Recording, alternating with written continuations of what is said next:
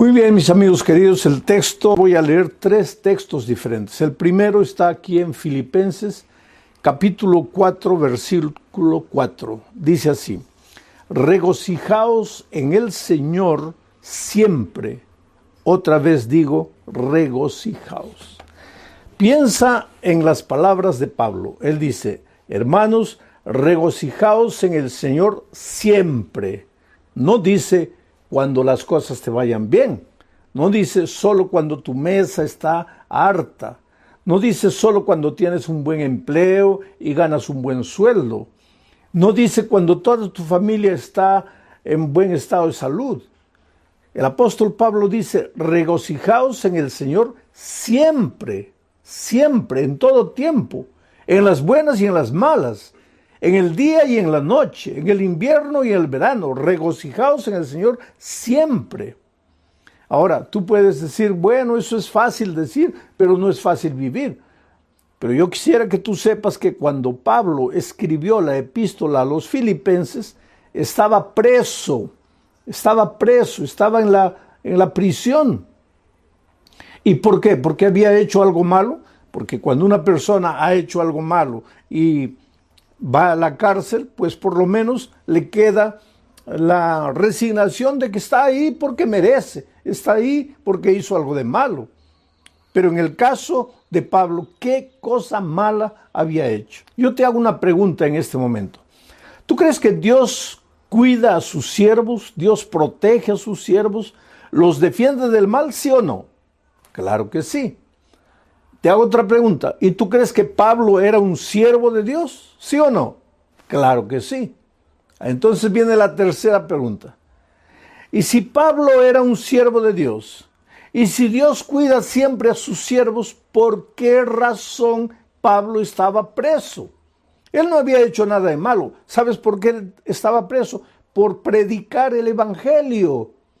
Ahora, ¿Dios no debería cuidar a un siervo suyo que predica el evangelio? Sí, debería, desde la lógica humana, desde la perspectiva humana, sí. Al siervo de Dios que está cumpliendo su deber no debería pasarle nada de malo. Y sin embargo vinieron y lo prendieron y lo llevaron a la cárcel. Y ahora Pablo desde la prisión escribe a los filipenses. ¿Y qué les dice? Regocijaos en el Señor siempre. Y si leemos un poco más adelante, dice: regocijaos con cánticos y con himnos. Ahora, Pablo no estaba hablando una cosa teórica, una frase muy bonita de ser dicha: regocijaos en el Señor siempre, y que todo el mundo diga amén. No. Pablo estaba preso. Pablo estaba sufriendo, estaba pasando por el valle de la tribulación. Y él dice: regocijaos en el Señor siempre. Ahora tal vez tú me preguntes, pero ¿cómo es posible regocijarse en el Señor siempre? Está bien, en el momento de alegría, de felicidad, de abundancia, sí. Pero en el momento de tristeza, de dolor, de lágrimas, ¿cómo alguien se puede regocijar? Tú sabes que hay un desvío de conducta llamado masoquismo, que es la persona que busca el dolor y se alegra y se regocija con el dolor. Pero esto no tiene nada que ver con lo que Pablo está diciendo. Pablo dice: regocijaos en el Señor siempre, y él lo estaba haciendo en medio del dolor. Pero ¿cuál era su secreto? Voy a repetir el texto y vas a ver el secreto. Regocijaos en el Señor siempre, en el Señor. Si tú no estás conectado al Señor, ahí no hay manera de que te regocijes en medio del dolor y en medio de las dificultades. El secreto es en el Señor. Por eso el título de esta semana de predicaciones es conectados. ¿Conectados a quién? Conectados a Jesús, relacionados con Jesús. Entonces, cuando tú estás conectado a Jesús, cuando tú vives una vida de comunión con Jesucristo, ayer dijimos, vas a aprender a amar. Y hoy te digo, vas a aprender a regocijarte en medio del dolor, en medio de las dificultades, y la vida va a tener sentido para ti. No solo las cosas buenas, también las cosas tristes van a tener sentido para ti. ¿Sabes? El dolor, las dificultades, los momentos difíciles no nacen en la mente de Dios. Por favor, nunca pienses que estás sufriendo porque Dios te está castigando, que estás sufriendo porque Dios te mandó el dolor para hacerte pensar porque tú te estabas portando mal. No, nunca pienses así. Dios mismo dice, mira los pensamientos que tengo acerca de ti. Pensamientos de amor y no de odio. Pensamientos de bien, no de mal. Mira los pensamientos que tengo acerca de ti, pensamientos de paz. O sea, de la mente del Señor, del corazón del Señor, solo salen las cosas que te hacen bien. Nunca lo que te hace sufrir. El sufrimiento y el dolor no nació en Dios, nació en el corazón del diablo. Y cuando el diablo te hace sufrir, él te hace sufrir para llevarte a entender mal el dolor y a maldecir a Dios en lugar de maldecir al diablo.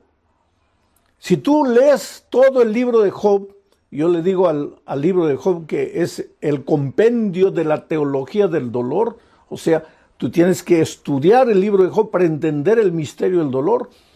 Tú vas a ver ahí que el diablo se presenta un día a Dios y le dice, Señor, ¿has visto ahí? Dios le dice, ¿has visto a mi hijo Job, un hombre perfecto, bueno, temeroso de mí?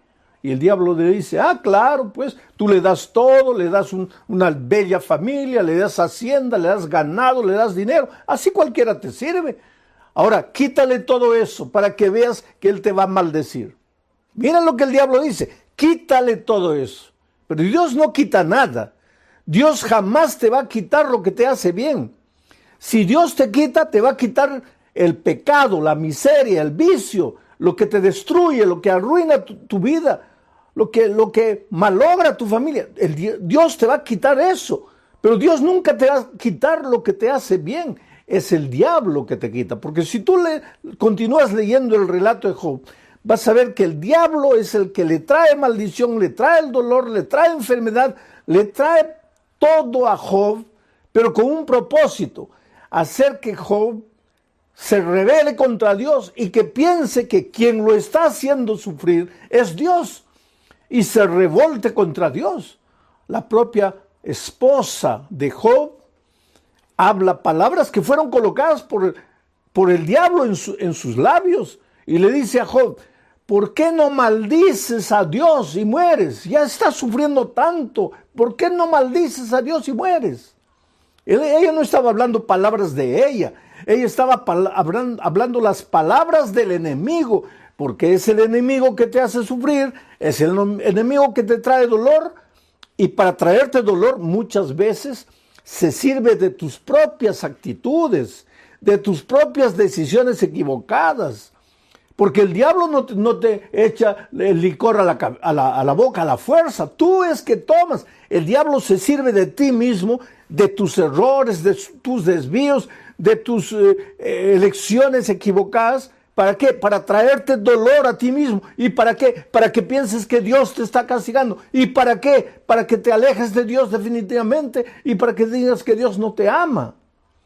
¿Cómo podemos regocijarnos en medio del dolor? Primero, estar conectados al Señor. Pero, y en segundo lugar, déjame leer lo que dice aquí Juan capítulo 15, versículos 10 al 11. Mira, Jesús dijo estas palabras, si guardareis mis mandamientos, permaneceréis en mi amor. O sea, si tú dices, yo permanezco en Cristo, y si permanezco en Cristo, el diablo no me va a derrotar. Está bien, la palabra muy bonita, la frase muy bonita, pero ¿qué quiere decir permanecer en Cristo? Aquí viene Jesús y dice, si guardareis mis mandamientos, permaneceréis en mi amor. Si guardareis mis mandamientos, permaneceréis en mi amor. Así como yo, dice Jesús, he guardado los mandamientos de mi Padre y permanezco en su amor. Y después el versículo 11 dice, estas cosas os he escrito para que mi gozo, mi alegría, mi regocijo esté en vosotros y vuestro gozo sea cumplido. Aquí está el secreto. ¿Quieres tener la capacidad de alegrarte en las buenas y en las malas? ¿Quieres saber regocijarte, aprender a regocijarte en medio del dolor, en medio de las lágrimas? Hasta cuando un hijo tuyo se enferma, hasta cuando un hijo tuyo muere, aunque pierdas el empleo, ¿quieres encontrar gozo en esos momentos? Yo no digo que vas a levantar las manos al cielo y decir, Señor, muchas gracias porque he perdido el empleo. Muchas gracias porque mi hijo ha muerto. No vas a decir eso. Claro que vas a sufrir, claro que vas a llorar, pero no te vas a desesperar porque en medio de todo eso vas a sentir paz en tu corazón, regocijo, la alegría, el gozo de saber que Cristo está a tu lado, aunque no lo puedas tocar, aunque no lo puedas ver. Pero para experimentar esto que te estoy diciendo, tienes que estar conectado a Jesús. Y para estar conectado a Jesús, tienes que guardar sus mandamientos. Quiere decir, guardar sus mandamientos es una evidencia de que estás conectado al Señor Jesucristo. Y cuando estás conectado a Jesús, así como Jesús estaba conectado a su Padre, entonces vas a aprender a regocijarte en medio del dolor. Vas a experimentar lo que es gozo y la alegría de servir y de obedecer. Ahora, queridos, tú me puedes decir, oh, pastor, pero es muy difícil cumplir los mandamientos. Es muy difícil obedecer. No, querido.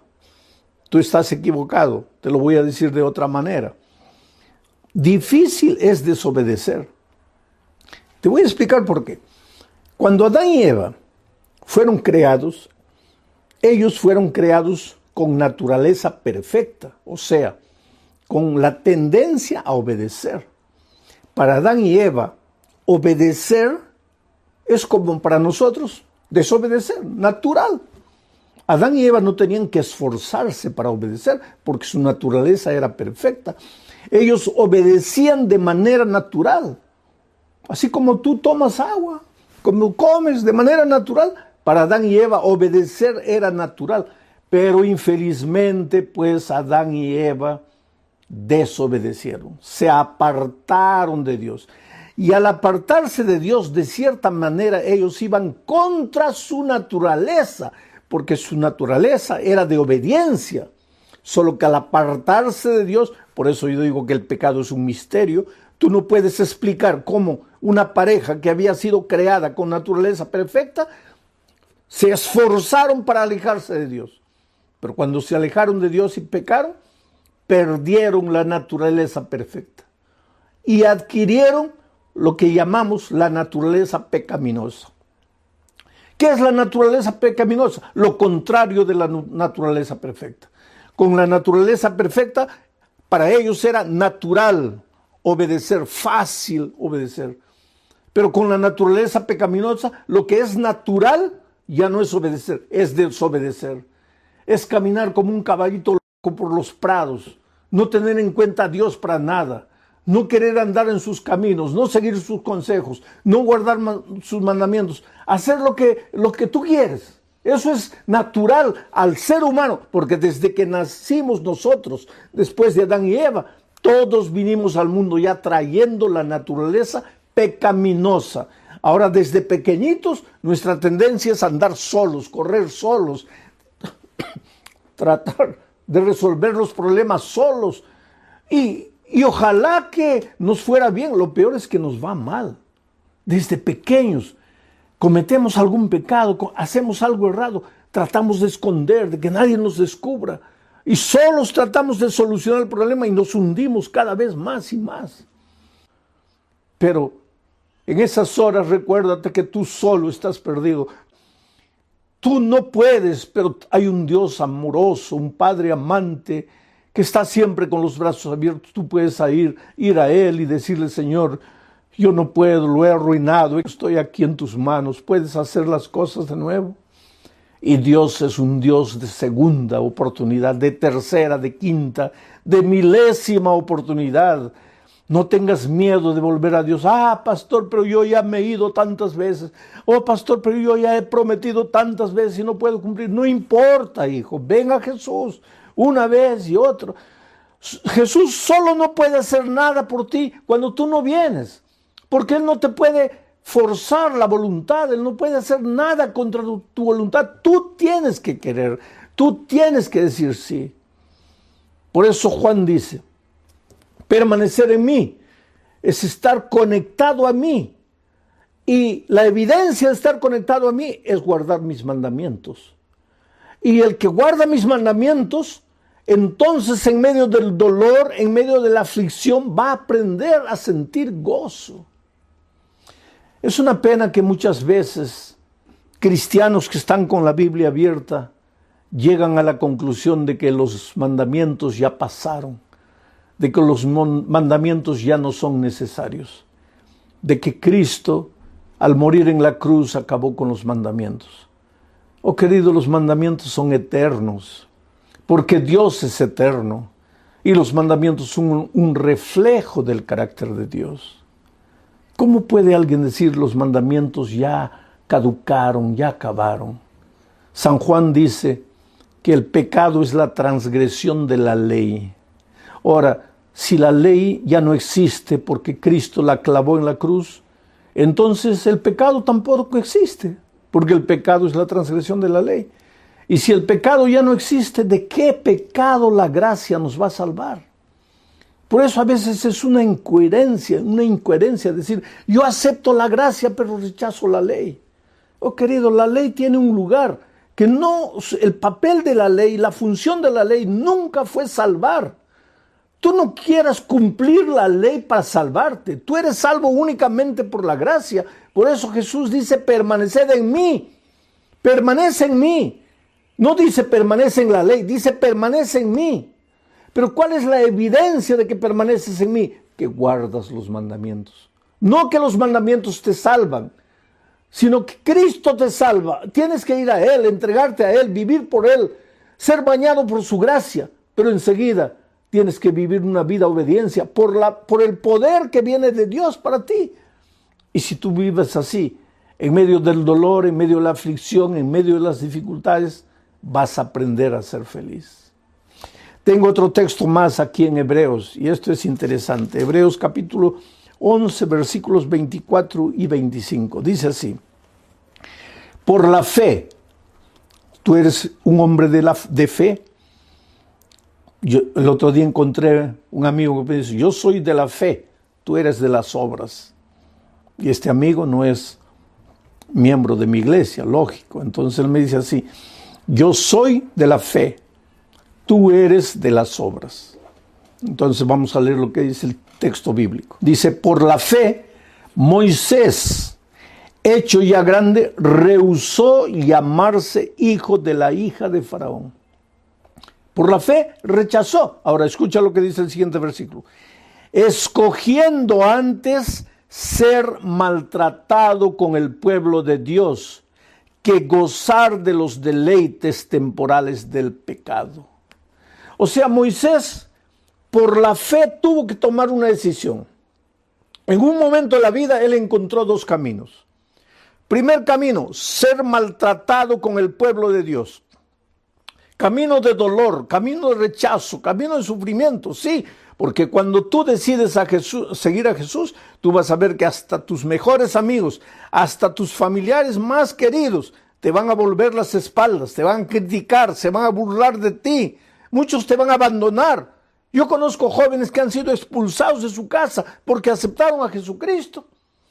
Yo conozco la historia de una niña que cayó en la prostitución, en la drogadicción, vivía una vida completamente perdida. Los padres sufrían porque sabían la vida que la hija perdía, pero no podían hacer nada para ayudarla, hasta que un día, en medio de la miseria que esa niña vivía, fue alcanzada por el Evangelio y aceptó a Jesucristo, y Jesús la salvó, y Jesús la lavó, y Jesús la restauró, y esa muchacha dejó de usar drogas, dejó de la vida promiscua que vivía, y cuando llegó diciembre decidió volver a la casa de sus padres para darles, según ella, el más grande regalo, decirles, papá, ustedes, mamá, ustedes han llorado, han sufrido por mí, pero yo quiero decirles que ya no necesitan sufrir. Y eso es lo que pasó. Ella viajó a la casa de los padres y les dijo, papá, mamá, me he encontrado con Jesús, Jesús cambió mi vida, ya no uso más drogas, he abandonado esa vida. He venido aquí y quiero continuar estudiando. Y la madre la miró y le dijo, ¿qué cosa? ¿Has aceptado a Jesús? Sí. Esa expresión es de los protestantes. No me vas a decir que tú te has vuelto protestante. No me vas a decir que tú has negado la religión de tus padres, de tus abuelos, de tus bisabuelos. Y la niña llorando le dijo, mamá, yo no te estoy hablando de religión, yo te estoy hablando de la vida que yo vivía. Tú sabías la vida que yo vivía. Jesús me encontró, me perdonó, me restauró, me salvó. Yo te estoy hablando de mi vida. ¿Y sabes lo que la madre le dijo? Hija, yo te preferiría drogadicta, viviendo la vida perdida que vivías, que traicionando a tu iglesia y a la religión de tus padres. Y esa niña me escribió una carta. Y en esa carta ella lloraba y decía, oh pastor, yo pensé que mis padres se iban a alegrar, mas ellos se pusieron tristes porque acepté a Jesucristo. Pues Moisés en un momento de su vida tuvo que escoger entre esos dos caminos. El camino del sufrimiento, del rechazo, del dolor por aceptar a Jesús. O el camino de la alegría de este mundo, el placer de este mundo, el placer del pecado. Y por la fe, Moisés escogió seguir a Jesús. Aunque eso implicase dolor circunstancial, pero él había aprendido también a regocijarse en medio del dolor por causa de Cristo. Prefería eso que el gozo que el mundo da, el gozo que el pecado te da. Porque ¿qué pasa? ¿Qué cosa es el gozo de este mundo? Una noche de fiesta, de borrachera, con una mujer, con otra mujer, y al día siguiente te duele la cabeza, la conciencia te pasa, te sientes culpable. ¿Qué gozo es ese? El Señor Jesucristo te llama de ese terreno y te lleva al terreno que te conduce a la vida eterna, al camino que te conduce a la vida eterna. Por eso la Biblia dice, hoy es el día de buena nueva, hoy es el día de salvación. Oh querido, Dios te ama, Dios tiene un plan maravilloso para tu vida y ese plan no es que tú estés malgastando tu juventud, malgastando los mejores años de tu vida en la miseria, en el pecado, en el dolor. No, yo sé que el pecado te proporciona un gozo pasajero, temporal, pero el Señor Jesucristo te ofrece la vida eterna. Y otra cosa, no es solo la vida eterna en el cielo, porque el otro día alguien me dice, pastor, yo prefiero gozar, disfrutar en este mundo, porque eso de la vida eterna, yo no sé si llegará o no llegará. Pero es que Jesús no solo te ofrece el gozo y alegría en la vida eterna, sino que cuando tú aceptas a Jesucristo en esta tierra, tu vida cambia, tu hogar se vuelve más feliz. Lo que tus manos consiguen trabajando, el poco dinero que recibes, se multiplica porque ahora es un dinero bendito. Tu salud mejora porque al dejar de fumar, al dejar de beber, al dejar de las drogas, al dejar de trasnochar noches enteras, tu salud mejora. O sea, el cielo de cierta manera para los hijos de Dios ya empieza en esta tierra. No tienes que esperar solamente la vida eterna. Y claro que cuando Cristo venga, pues tendrás la vida eterna para disfrutar las maravillas con el Señor Jesucristo. Algunos piensan, ¿y qué haremos en el cielo? Si ya no habrá trabajo, no habrá nada. ¿Quién te ha dicho que no habrá trabajo? El trabajo, querido, existió antes del pecado. Antes que Adán y Eva pecasen, Dios ya les dio el trabajo. Pero el trabajo no tenía el elemento cansador, el elemento de maldición que adquirió después del pecado. Por lo tanto, en el cielo continuaremos trabajando, continuaremos disfrutando de las maravillas de Dios, estudiando el bendito tema de la salvación, analizando el caso de amor de Dios, visitaremos otros planetas. Quiere decir, El gozo que Dios tiene preparado para ti no está escrito. Es cosa que ojo no vio, oído no oyó, ni ha subido en el pensamiento del hombre. Por tanto, yo te suplico en el nombre de Jesucristo, deja tus preconceptos, deja los senderos del pecado.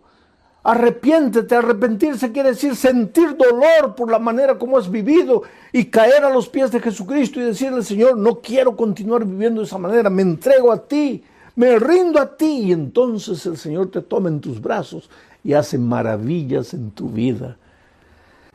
Tú, cuando te entregas a Jesús, tienes que romper con los caminos del mal definitivamente. Ah, pastor, pero yo no tengo fuerzas. Tú no tienes, pero el Señor Jesús sí te va a dar las fuerzas, porque cuando estás conectado a Jesús, viene la fuerza de Jesús y pasa para ti. Porque te digo, la palabra de Dios es como una espada de dos filos que penetra hasta la médula. Es como la pólvora que destruye la roca más dura. La palabra de Dios es vida. Si tú sigues estudiando la palabra, si tú no cierras la Biblia y sigues escuchando la voz de Dios, llega un momento en que tú no le puedes decir más no al Espíritu de Dios. No importa cómo estás viviendo. Yo te pregunto, ¿hace cuánto tiempo tú le estás diciendo no al Señor Jesucristo? ¿Hasta cuándo le vas a decir no? ¿Qué estás esperando?